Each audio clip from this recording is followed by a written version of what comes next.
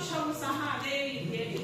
So ಯಾಕೆಂತ ಹೇಳಿದ್ರೆ ನಮಗೆ ಗೊತ್ತುಂಟು ಉಷ್ಣಾಂಶ ಇರಲಿಕ್ಕೆ ಕಾರಣವೇ ಫಸ್ಟ್ ಒನ್ ರೀಸನ್, ಸೂರ್ಯ ಮತ್ತು ಭೂಮಿಯ ನಡುವೆ ಅನುಕೂಲದಿಂದಾಗಿ ಭೂಮಿಯ ಮೇಲೆ ಉಷ್ಣಾಂಶ ಹೇಗಿದೆ, ಜೀವಿಗಳು ವಾಸಿಸಲಿಕ್ಕೆ ಯೋಗ್ಯವಾದಂತಹ ಉಷ್ಣಾಂಶವನ್ನು ನಾವು ಪಡ್ಕೊಳ್ತೇವೆ. ಹೌದಾ?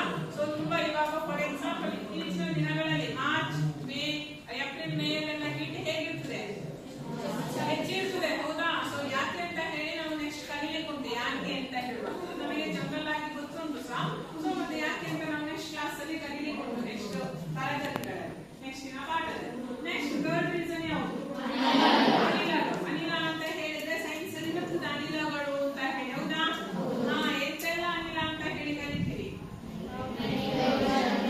ಕಾರ್ಬನ್ ಡೈಆಕ್ಸೈಡ್, ಆಕ್ಸಿಜನ್,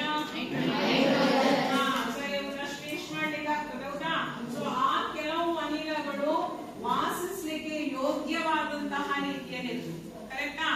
ಯೋಗ್ಯವಾದಂತಹ ಅನಿಲಗಳು, ಜೀವಿಗಳು ವಾಸಿಸಲಿಕ್ಕೆ ಯೋಗ್ಯವಾದಂತಹ ಅನಿಲಗಳು ಭೂಮಿಯ ಮೇಲೆ ಇರುವ ಕಾರಣದಿಂದಾಗಿ ನಾವು ಜೀವಿಗಳು ಭೂಮಿ ಮೇಲೆ ಬದುಕಲಿಕ್ಕೆ ಸಾಧ್ಯ ಆಗ್ತದೆ. ನೆಕ್ಸ್ಟ್ ಫೋರ್ತ್ ಒನ್, ಅದೆಲ್ಲದರ ಪರಿಣಾಮವಾಗಿ ವಾತಾವರಣವು ಸಹ ಯೋಗ್ಯ ರೀತಿಯಲ್ಲಿ ಉಂಟು. ವಿಪರೀತವಾದಂತಹ ಉಷ್ಣಾಂಶ ಹೆಚ್ಚಿದ್ರೂ ಸಹ ನಾವು ಬದುಕಲಿಕ್ಕೆ ಸಾಧ್ಯ ಆಗುದಿಲ್ಲ. ಹಾಗೆಂತ ಹೇಳಿ ತುಂಬಾ ಲೋ ಟೆಂಪರೇಚರ್ ಇತ್ತು ಅಂತ ಹೇಳಿದ್ರೆ, ವಾತಾವರಣದಲ್ಲಿ ವಿಪರೀತವಾದಂತಹ ಚಳಿ ಇದ್ರೂ ಸಹ ನಮಗೆ ಸಾಧ್ಯ ಆಗುದಿಲ್ಲ. ಹೌದಾ?